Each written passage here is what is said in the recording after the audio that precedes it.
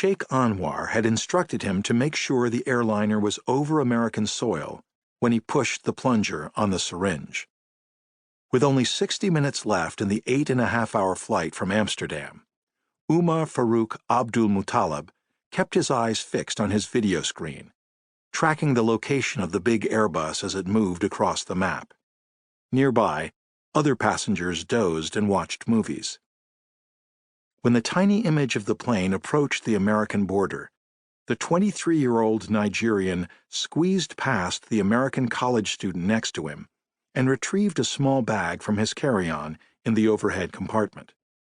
Then he headed to the bathroom, where he made one last check on the equipment, performed a ritual washing, and doused himself with cologne to cover any chemical odor. He was a warrior now, one of the mujahideen.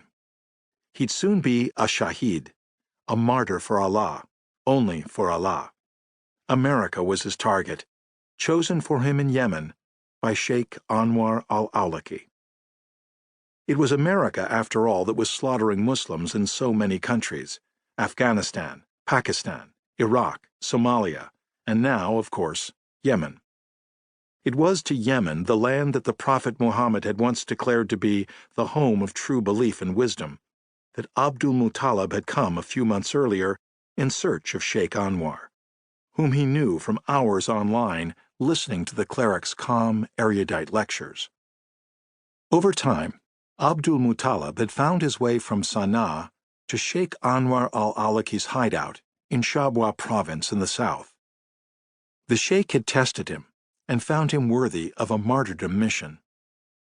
He had then sent him to brother Ibrahim, the bomb maker, who had explained to him the technical details of penta-erythritol tetranitrate, the explosive known as PETN, and had fitted him with the strange undershorts that had the plastic bag sewn inside.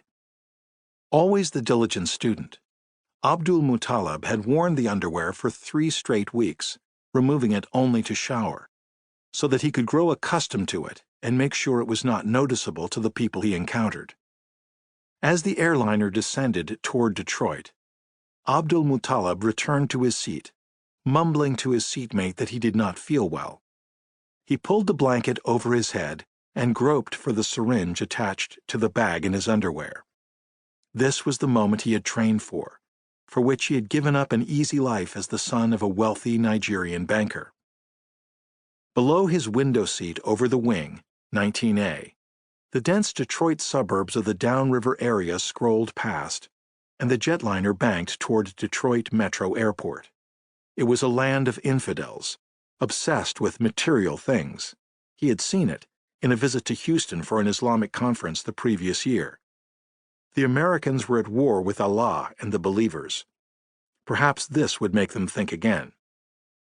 He pushed the plunger home, as instructed, waiting for the chemicals to mix and explode.